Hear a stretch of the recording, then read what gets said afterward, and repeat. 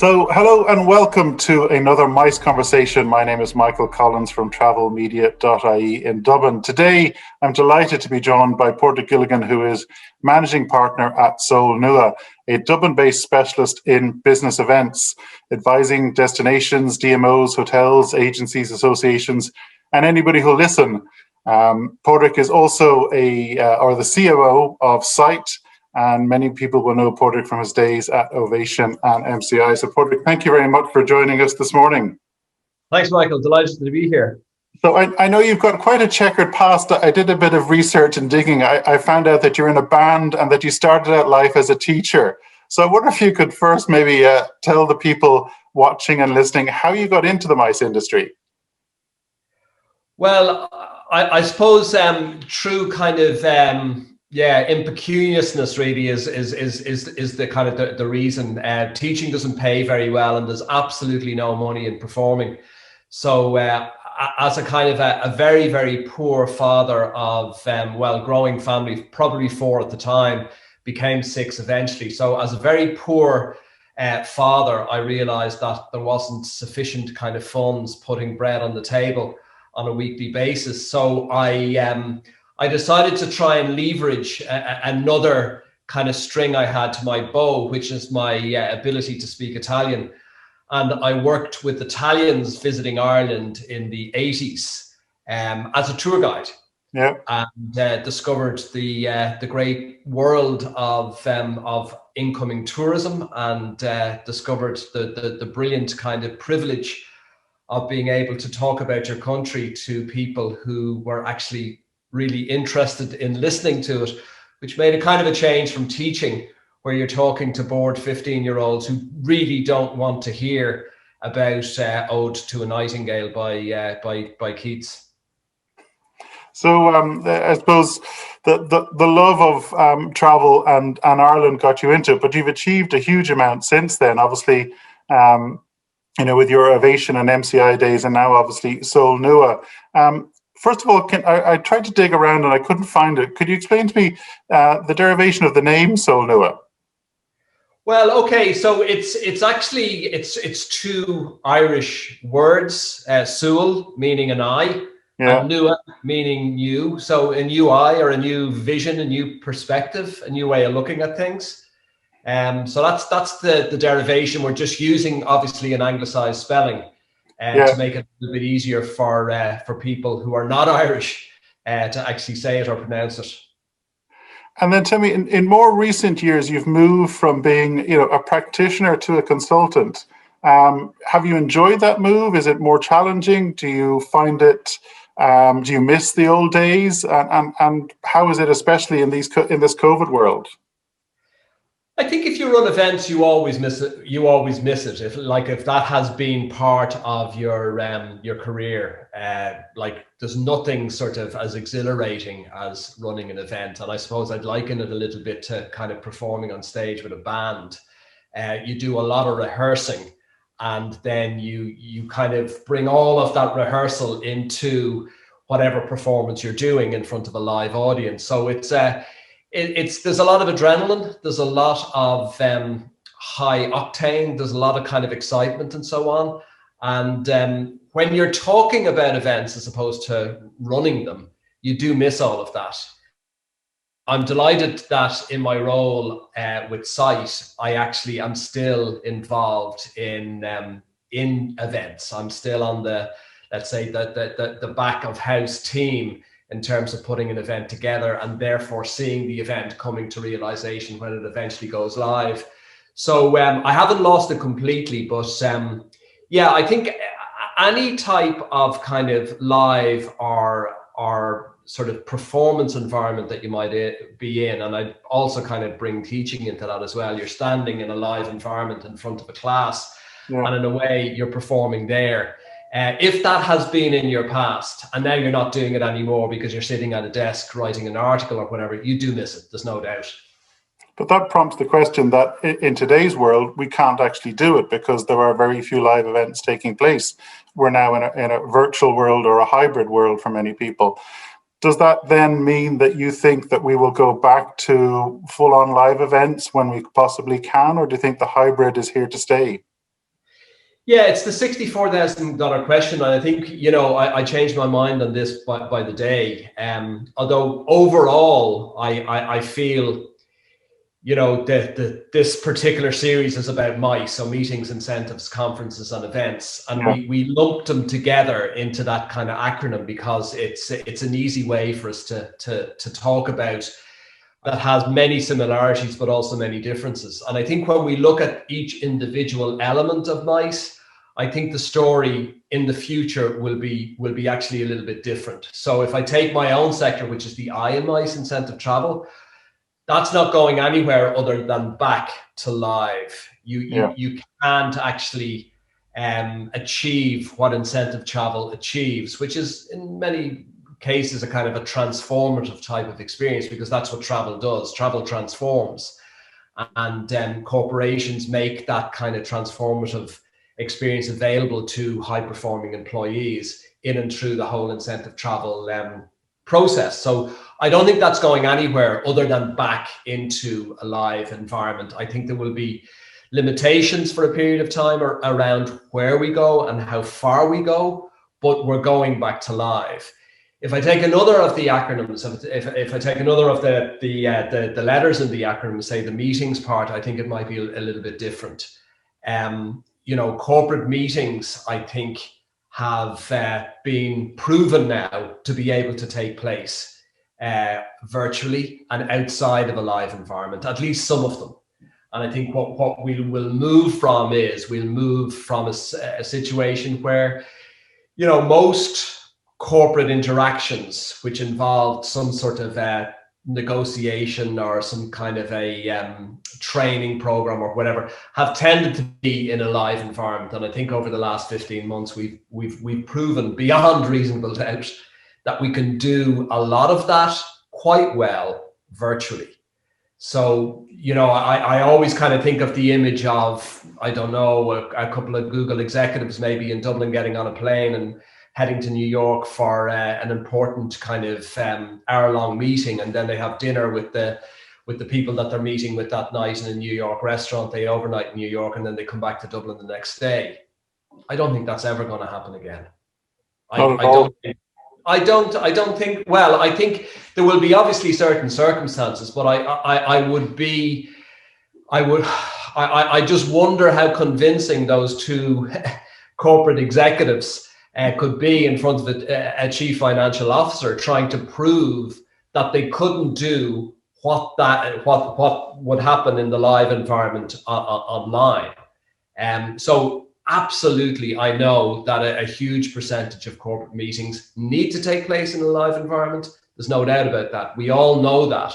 But I think we have to be honest here too and agree that a lot of what we did, or a lot of what we insisted needed to happen in a face-to-face environment, actually doesn't. And I think there will be a new thought process around that. I also think it's responsible travel. The biggest worry certainly that I had, and that many in the incentive travel industry had pre-pandemic, was this growing sense of flight shaming, which could easily visit itself on an entire industry that did kind of travel and that depended on travel specifically in relation to what it was it delivered. But I think now we're in a situation where we will make distinctions, kind of where corporations will make distinctions between what's essential travel and what's not essential travel. And those kind of considerations will be filtered through the idea of responsible travel as well, or traveling with a conscience. We don't think it'll impact on incentive travel, because I think incentive travel will become an even more prized activity within an organization, an even higher ranking reward and recognition element in a kind of a performance enhancing program in a company. So for the incentive travel people who might be listening, I think,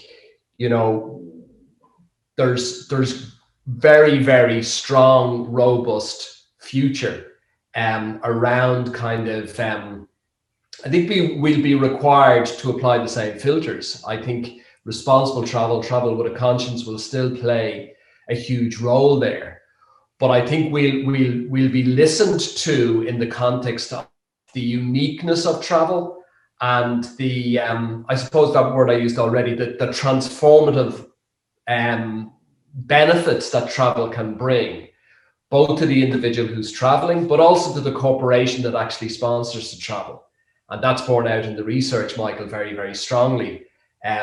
Incentive travel initially was something that companies undertook because it made bottom line sense. They sold more stuff because people wanted to make it onto the trip. And, you know, obviously that was kind of proof that it was worth doing. But now the benefits that companies are seeing in incentive travel are all of those financial benefits, but they're all the soft benefits as well. In other words, what happens when people go away together, when they leave the office, when they spend time in a different setting, in a different country, with maybe you know, senior leadership in the organization, and the relationships that emerge out of that. You know, that's transformative for companies as well as for individuals. That actually enhances corporate culture, and that's a huge focus, I think, in the corporate world these days. So I don't think that's going anywhere, but I do see the brakes being put on you know, those travel management programs, you know, with those large travel management consolidators around the world who would have actually, you know, facilitated the easy move around the planet of corporate executives who are having one-on-one meetings with each other. I think after 15 months, we know that we can do a lot of that in a virtual environment without losing kind of the without losing its essence. And you know, there will be other times, there will be other moments in the course of the year when the face-to-face meeting from a business perspective will also kind of be activated, but not to the same extent as previously, I don't think. I do believe there will be more incentive travel, but actually, interestingly, we've been finding ourselves extending the kind of the term incentive travel over the last little while to include motivational meetings, on the basis that incentive travel in its purest form is actually a highly niche product within the whole kind of travel world that involves the travel experience being in some way paid for by the incremental sales generated by the program that gives rise to it in the first place. So an incentive travel experience is not a company trip. It's not a trip paid for by the company. It's a contest organized within an organization that has a very, very strong, solid and robust financial consideration at its very base, such that the incremental sales generated by the contest not only pay for the travel experience, but also kind of generate a bottom line return to the organization. So in many respects, we tend to use the term incentive travel when we're referring to any type of company sponsored trip where people kind of go away together to a location. But it does have that very, very specific meaning, or it does have that very specific definition. When we use the term motivational events or motivational experiences or whatever, we extend that out a little bit, and we allow for the idea that a company might use a travel experience for an end other than to generate kind of additional sales or a bottom line return. It might actually do it specifically for motivational purposes within the organization, around kind of morale, around relationship building, around kind of cross-functional sort of fusion and stuff like that. And that increasingly over the last number of years has become more and more central to the whole incentive travel thing in organizations. So it's called incentive travel, but really it has a much broader kind of context in terms of the, I suppose, promoting company culture and creating those kind of feel-good moments that give people a sense of empowerment, a sense of belonging, a sense of being part of something that is purposeful and meaningful, which again are, I think, key elements that you talked about Gen Z, look for in an organization. So insofar as companies are doing that or onto that, and insofar as they've identified incentive travel in its broadest kind of term as being a means to activate it, well, then absolutely it will continue. There's no doubt about that. Yeah, agreed. So there's now 2 M's in MICE. Motivational is the second M. Absolutely, absolutely. I mean, I'm sitting on the fence here in terms of, how things will open up again. I mean, if I think of, an event that I've been to numerous times, ITB or WTM, for example, on the broader travel industry sphere, I will always bring with me the most junior person in the office. They'll become part of the team so that they understand the broader industry that they're operating in. Is there a value in terms of paying for flights and accommodation, on a purely financial basis? No. On a sustainable level, yes, that's something now that, we'll give more consideration to. But, from a motivational perspective, helping that individual understand the industry that they're part of, to me, that was always very, very important. Can we stick with incentive travel here? I'm aware that you've done some interesting qualitative research with 50 of the Fortune 500 corporations in the US around incentive travel, and you've spoken to me before about how the results are very interesting, with the outcomes. Can you talk us through what you can in terms of that research? Yeah. I mean, it's literally fresh from the field, as they say. It was we identified it. It's a qualitative survey, so it's not about numbers. It's about kind of companies that are actually committed to incentive travel as part of their reward and recognition program. And included in the list are very, very large companies like Microsoft, like many of the large insurance companies in the United States. In finance and insurance and IT probably made up the majority of the responses that we received. We did receive responses from the direct selling sector, which again is a huge user of incentive travel. By direct selling, I'm talking about the likes of Avon, Mary Kay, and other kind of direct marketing organizations for whom the travel experience is the ultimate dream. So they're big users of incentive travel, and they're part of our survey as well. And what we're finding is that there's absolutely no diminishing around commitment to incentive travel.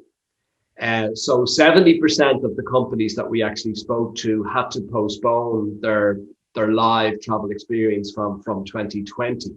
That's not surprising at all. 35% have to do it in 2021. Again, it's not surprising. In fact, for 2021, it's probably surprising that it's not greater. But I suppose I should emphasize the survey was undertaken with US corporations, and much of the travel that is happening in the US in 2021 is happening in the US. It's not going international. Although there are some interesting thoughts around that as well, which I'll share shortly. But we have an almost unequivocal kind of commitment to continuing incentive travel, and this is reported in the survey as coming from the senior leadership of the organization. So a lot of the incentive travel specialists within an organization might be working in the marketing department. They might be quite high up in the marketing department, but ultimately they take their marching orders from the CEO and other senior leadership. And they're not making the decisions themselves specifically about whether an incentive travel program takes place or not. And what they're telling us is that their officers, their senior leadership, remain 100% committed to incentive travel. 94% of them said that.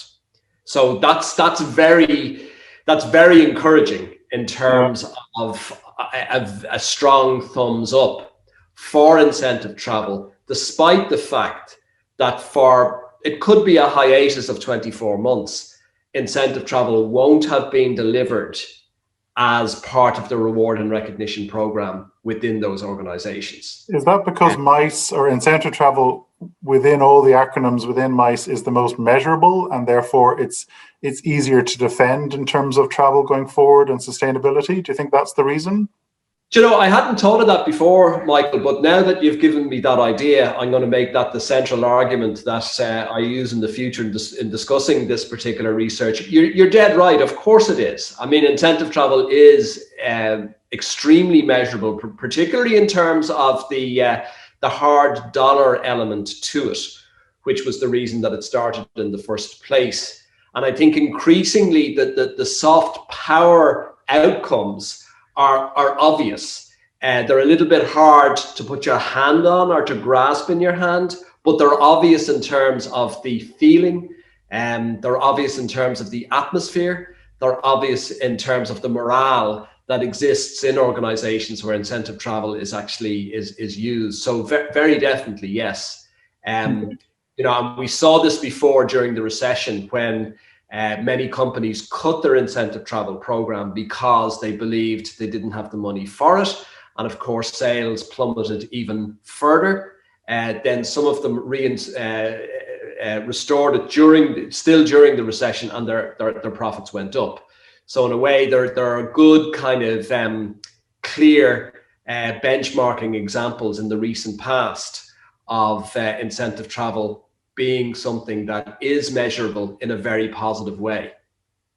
Okay, could we switch now to DMOs and destinations? Because for me, that's how I first came to know you as a company. That to me is the primacy of your work. Slovenia, for example, I know you work with, and many others. Are you seeing trends from a destination perspective? Because during the course of this series of talks and conversations, I've spoken to a lot of agencies, conference organizers, etc., but I haven't had too much insight on the destination side in terms of trends. Are you seeing anything there? Well, I think a lot of the destinations are waiting to see what's happening. Some destinations have been fast off the blocks and have started kind of different initiatives in terms of trying to kind of stoke the marketplace or keep interest in their destination out there. I don't think there have been too many gaffes or mistakes where, at the beginning, the fear was that, destinations would continue talking about themselves at a time when people just weren't in a position to listen. I think there were one or two maybe inappropriate sort of campaigns that were quickly kind of withdrawn. But by and large, I think destinations are trying to keep their ears to the ground and understand when will the time be right, or when is the time right to start hitting the market with promotional messages again. I think the time is now becoming right. I think we got very, very good news over the last kind of week or so, particularly in relation to the European Union, making quite a strong statement in relation to travel into Europe from the United States in particular, which was obviously very, very positive for the big countries like Italy and Spain that depend so much on tourism. And not least ourselves too, for Ireland. So I think the signs are that we, with vaccination programs, with the falling numbers of cases in those countries that were the first to actually, experience the impact of the pandemic, I think we're in a much more positive place. And I think that there is, it is reasonable now for destinations to be putting themselves forward again as they would have in a pre-pandemic environment. I think though what the research is telling us, and again this is from the corporate research from last week, is that destination selection is of greater kind of scrutiny than ever before. Strangely, in looking for destinations, the criteria that corporates are highlighting, not surprisingly, it's safety, but strangely, it's not safety relating to COVID. that was one of the options that corporates could choose in terms of, what are the top ranking criteria, and that ranked in about 4th position.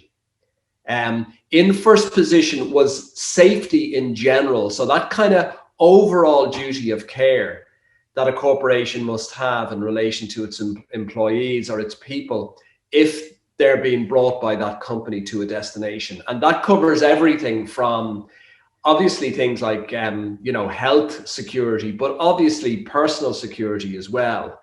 So the broadest possible range of safety issues in a destination. The second then was destination appeal.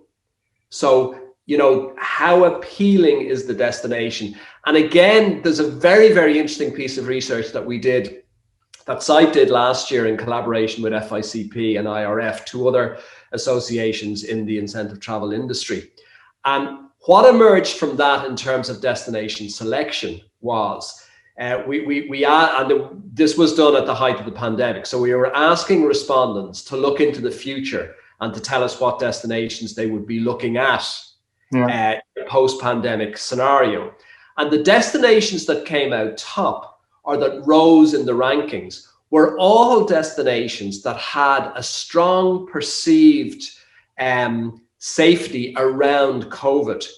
So destinations like New Zealand, Australia, came out very, very strong. They came out of nowhere. Like they're long haul destinations for most places on the planet, because they're not kind of contiguous or adjacent to anywhere else really. But even North Americans, Europeans were calling out those destinations, and it was all related to the perceived safety issue. They were seen as kind of clean destinations, and that survey was undertaken at the height of the pandemic. So I think in relation to destination appeal, that appeal will definitely be filtered through the whole understanding of, what have we been hearing about that destination for the last 15 months? Is it a destination that has dealt well with the pandemic? Has it not dealt well with the pandemic? Are there lots of cases? Are there still cases?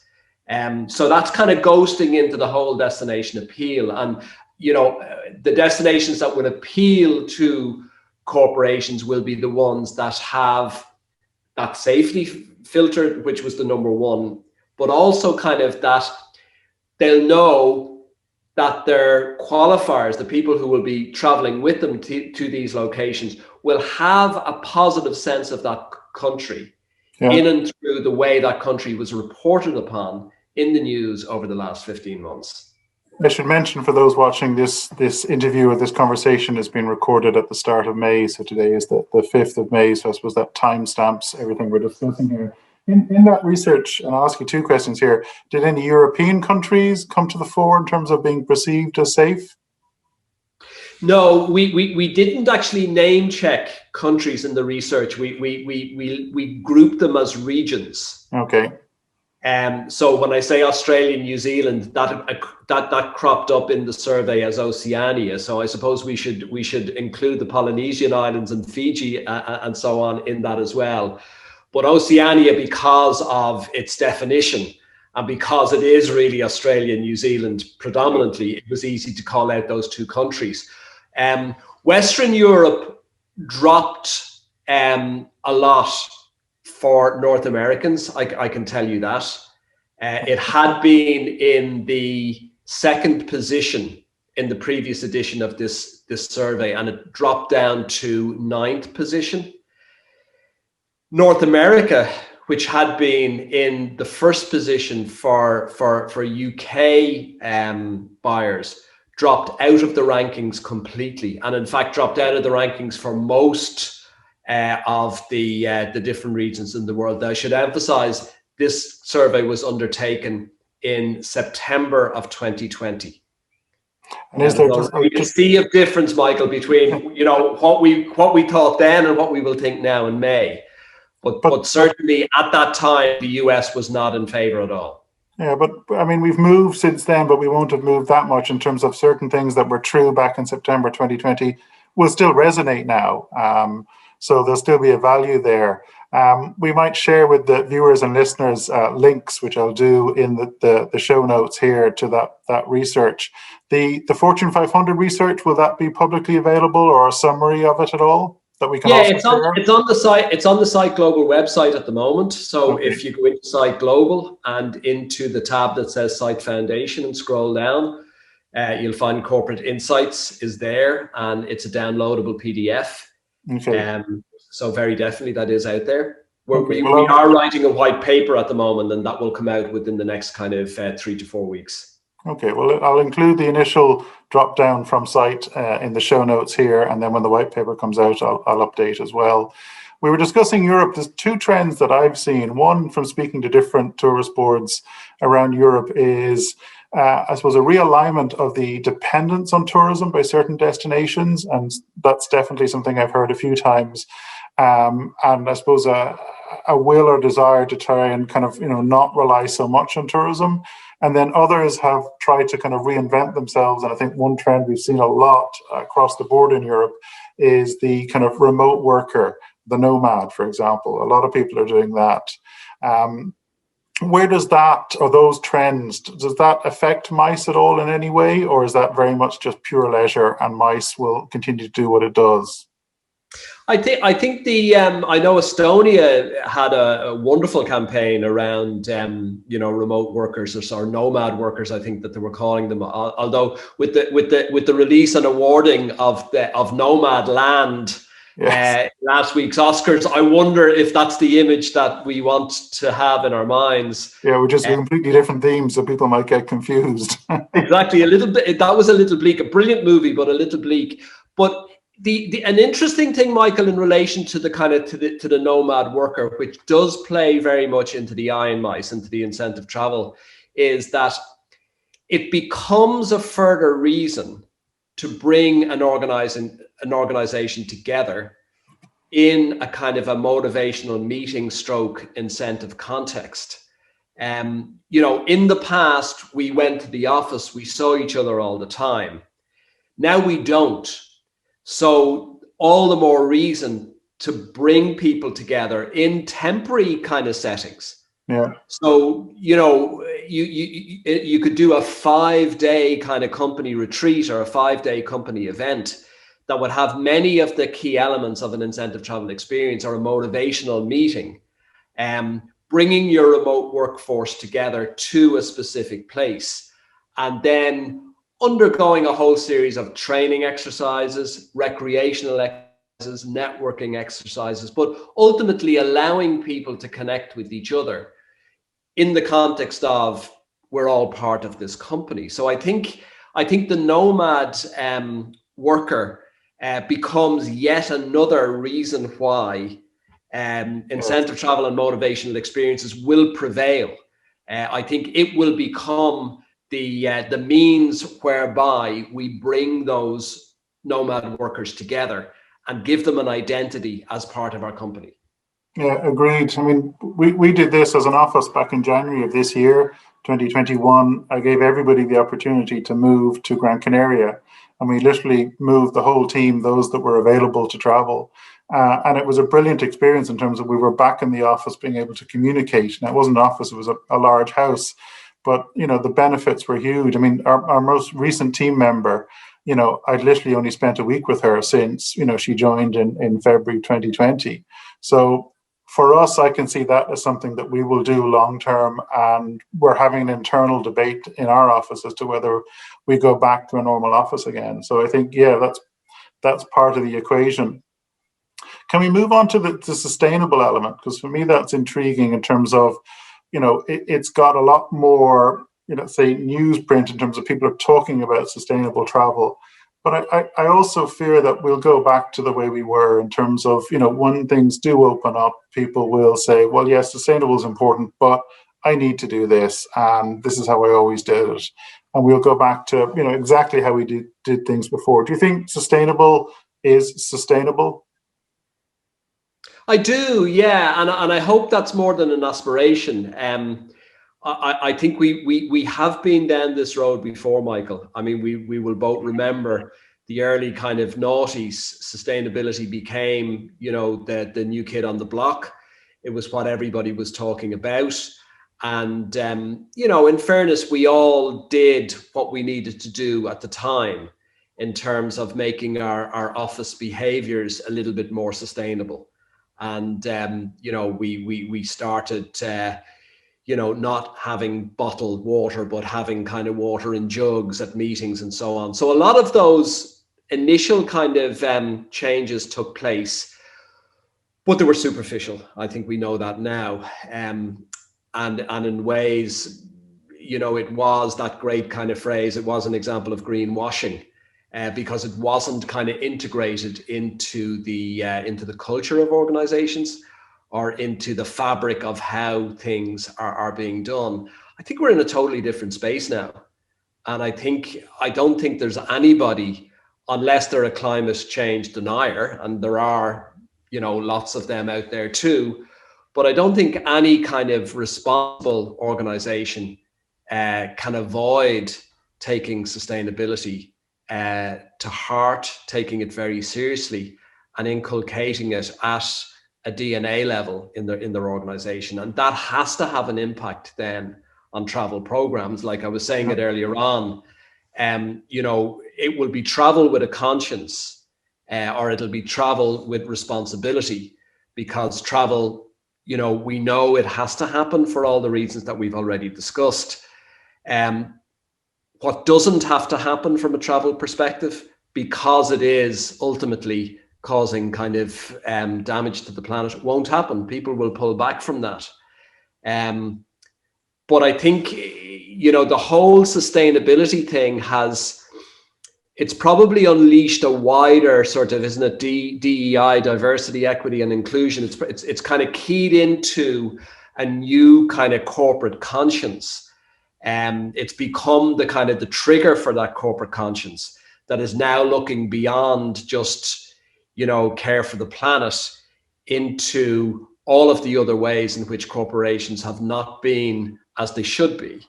So diversity, equity, inclusion programs are now very, very much de rigueur in organizations, the same as sustainability. So I don't think we can go back. I think one of the things that horrified us all during the pandemic was the extent to which so much of the behavioral changes that we had made, like, for example, turning up in our local coffee shops with cups, with you know, sustainable cups, and then being told, no, you can't use those anymore. You have to use the plastic cup. And then just as we walk around our towns, villages and cities, like the extent to which, you know, paper masks fall out of people's back pockets and are, you know, strewn on the streets. So there's and all of the PPE and so on, which is, you know, so I think that has kind of really disappointed us deeply to see that. You know, and certainly I know, like with Incentice, we have a very, very strong focus on sustainability. And that in particular was, you know, it just seemed like rowing back. But I really do believe, Michael, that the sustainability ethos has kind of taken root in a real and positive way at the heart of, you know, the corporate world, but also the travel world. And I think that I think it's going to be different. Yeah, agreed. I mean, the face masks are the new plastic bags, which is very worrying to see. But good to hear your thoughts on that. Lastly and quickly, and I know we've taken a lot of your time, but can I ask you, I'm starting to see events open up again. I saw test events last year and I went to a few of them, but now, you know, realistically, we are seeing real events happening again. And last week I spoke to Karen Yu from TTG Asia, and multiple events are happening in Singapore, and there's interesting protocols. And I'm seeing the same now also. Fitur is taking place in Madrid later this month, and I'm going to it. I've actually got meeting requests that are confirmed. But I just read yesterday, and Singapore have been doing this already, but Fitur has actually reached out to the Madrid and Spanish government, and they're working with them to permit this event happen. And I'm not seeing this in the majority of the world in terms of industry working with government and pushing government to ensure that travel and events and business travel can take place again. Do you think we're falling behind here in Europe when it comes to that? Do you think that we as an industry, MICE and the broader travel industry, should be pushing the way and encouraging government to get involved, or will it come from the private sector?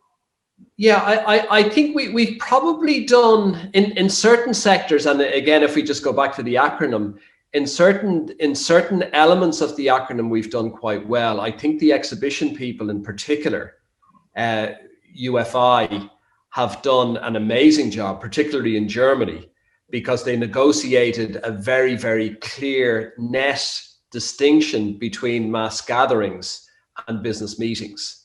And exhibitions were able to take place in Germany, or have been taking place in Germany, on and off, obviously, with restrictions coming in and out, throughout the pandemic, because of that distinction that was made.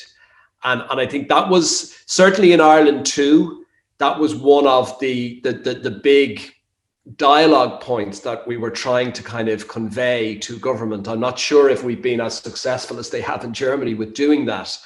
And I think, unfortunately, a lot of business events have been kind of characterized by government as being kind of mass gatherings, when they're not, because we know that the average business event, in terms of the data that we have on the people who are attending, the connections that we have with them, the ability that we have to follow up and so on, it's totally different from the average mass gathering that would take place. So I think it was probably in fits and starts. We probably should have done a better global job at that. But I think there have been certain kind of successes in terms of explaining the specifics of the MICE requirements, the specifics of the MICE audience, and how it did differ from those other kind of mass gatherings. So still work to do on that, undoubtedly. But Site is back. We had our first live event in Colorado at the beginning of April. Again, you mentioned test events. We use this very much as a pilot event. We have a documentary that we produced on it that shows all of the safety protocols that we put in place in order for that to take place in a safe environment. We tested people at the beginning when they came to the event. We tested them at the end when they were leaving. So again, there'll be more and more of that. I think IMEX Frankfurt, as you know, didn't take place this year. We kind of, in Europe, hoped that it would have been really the beginning of the opening of the industry. But IMEX Las Vegas will undoubtedly take place. And, so I think for the MICE world, there will be other regional events between now and then. But I think for the MICE world, that will be the beginning. That will be the relaunch. And we're really looking forward to that, obviously. Excellent. Good to hear. And very last quick question. What does the next few weeks, months, year hold for you and the rest of the team in SoolNua? Will you continue working from home? Have you already adapted and changed how you work as a company?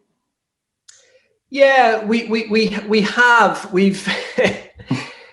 We're like, the nature of the work that we do doesn't necessitate being in the same place at the same time. We have a daily call at 12:30, and sometimes that lasts 5 minutes, sometimes it lasts an hour.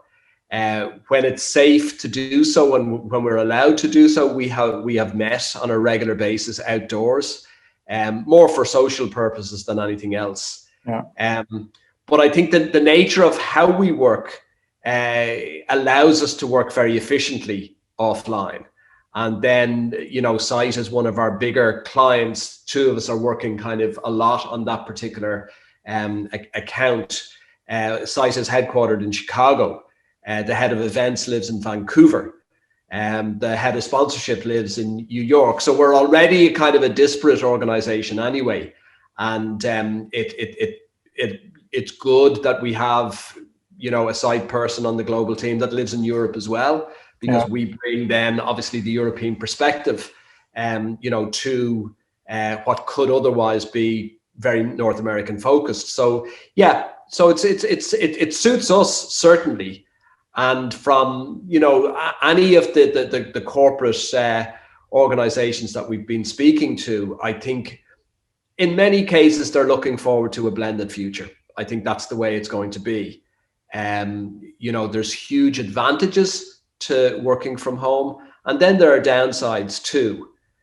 So I think the hybrid environment is probably the one that allows the most kind of unleashing of both of all the benefits, and I think continuing that way. But I mean, Michael, you invented the whole hybrid kind of idea. You were doing it, I think, before anybody else. Yeah, I remember. I mean, it's 13 years I've been kind of working and living in different countries, and it's a world of difference. I remember Skype was the technology I relied on, 13 years ago, and certainly the reaction, people weren't necessarily accepting of the fact I wasn't in country. And to a certain extent, I didn't always share it with people. Whereas now, it's to be expected. People really don't ask where you are. It's literally, it's turned on its head. Well, look, Pádraic, thank you for your time. We've been talking today to Pádraic Gilligan, who is managing partner at SoolNua, based here in Dublin. I'll include all of Pádraic's contact details in the show notes. So, and all the research that we discussed, we'll also include that as well. So thank you, Pádraic, for your time again, and thank you everybody for listening and watching.